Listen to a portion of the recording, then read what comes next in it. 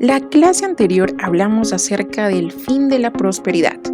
Pues, el día de hoy hablaremos sobre las inmigraciones en el Perú.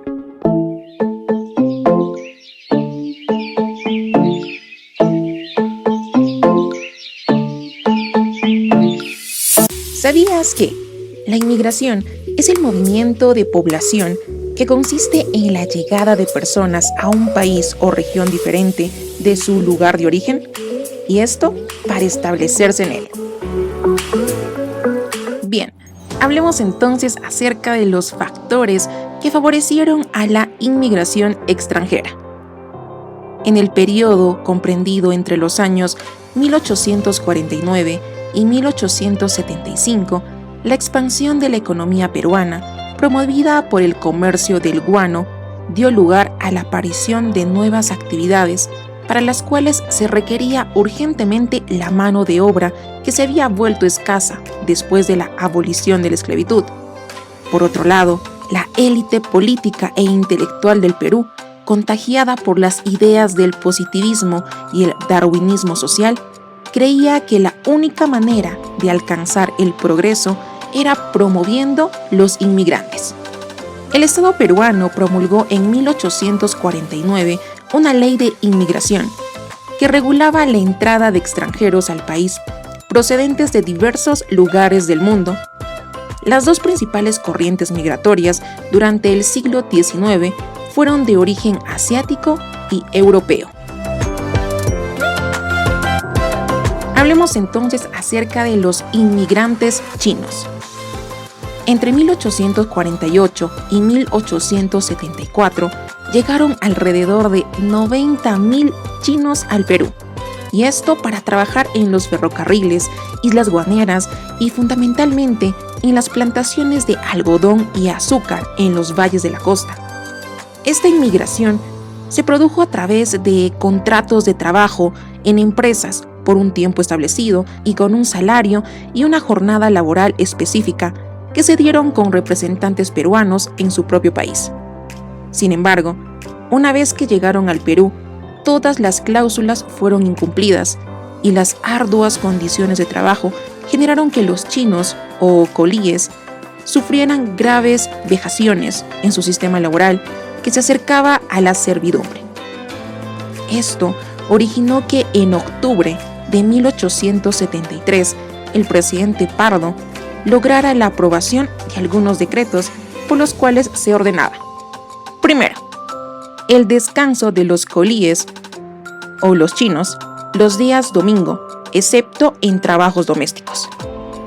Segundo, la regulación de la jornada de trabajo y el pago de jornadas adicionales por horas si el trabajo se prolongaba.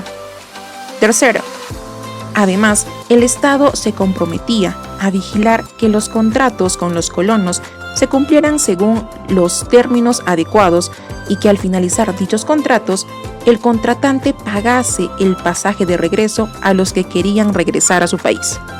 Y finalmente, asimismo, se establecieron acuerdos con el gobierno chino para que se envíe al Perú regularmente un comisionado que inspeccione las condiciones de vida de sus compatriotas. No obstante, duras condiciones de trabajo en las haciendas provocó la huida de muchos chinos hacia la capital Lima, donde la mayoría se dedicó al comercio y a la gastronomía. Se debe destacar asimismo que como la inmigración china fue mayormente en masculino, desde un inicio se produjo un fuerte mestizaje con la población local. Hablemos ahora acerca de la inmigración japonesa.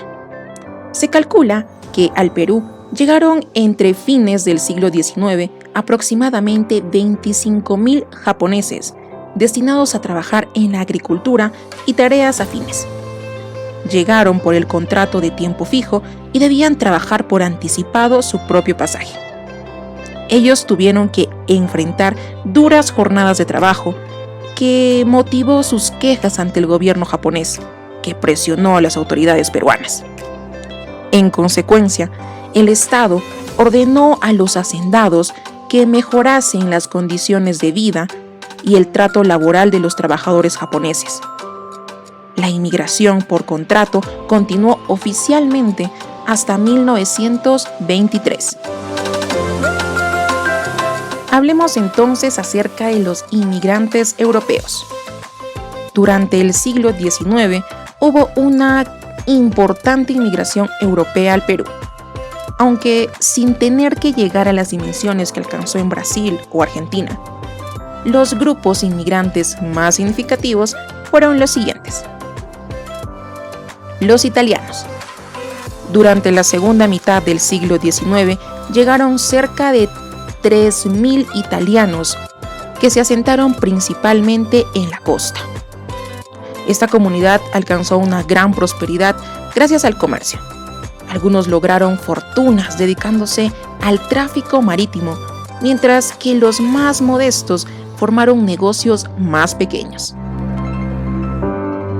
Hablemos acerca de los alemanes, que también son inmigrantes europeos. En 1857 llegaron al Callao, procedente de la región de Rin, 257 colonos austriacos y alemanes. El gobierno les había ofrecido una subvención mensual para la instalación y concesión de tierras. Sin embargo, por no existir los cambios adecuados para su internamiento, quedaron prácticamente aislados por falta de vías de comunicación en la selva de Pozuzo, y se cortaron sus vínculos con Europa y el resto del país. Finalmente, hablemos acerca de los españoles. En 1860 llegaron 300 vascos, región del norte de España, para la hacienda de Talam. Pero como solo se contrató a 180 de ellos, se generó una serie de altercados con el dueño de la hacienda. Con la finalidad de incrementar la inmigración europea, durante el gobierno de Manuel Pardo, se constituyó la Sociedad de Inmigración de Europa y se aprobó el 28 de abril de 1873, una ley cuyo objetivo era incentivarla. Esta ley respondía al intento abierto y oficial de mejorar la raza, pues los negros, indios y asiáticos eran considerados como razas inferiores. Durante el periodo que funcionó esta ley, se introdujeron al país más de 3.000 europeos, la mayoría de ellos italianos, quienes se dedicaron principalmente a las labores agrícolas en Ica. Ya para terminar, hablemos acerca del racismo científico. Durante el siglo XIX se difundieron en el mundo intelectual una concepción que dividía a la especie humana en razas superiores e inferiores.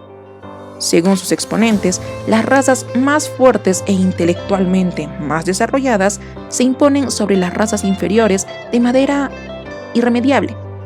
Así, clasificaban a las razas humanas en un orden jerárquico, en el que los blancos anglosajones representaban la raza superior.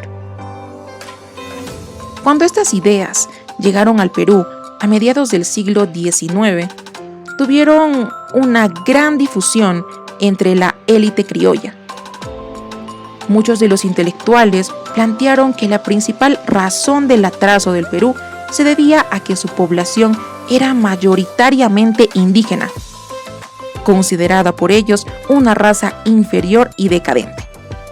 Por ello, era importante promover la llegada de inmigrantes europeos, cuyo aporte racial podría mejorar la raza y sus hábitos de trabajo y disciplina influiría positivamente en la población. Es así que llegamos al final de este video. Espero les haya gustado. Nos vemos la siguiente clase.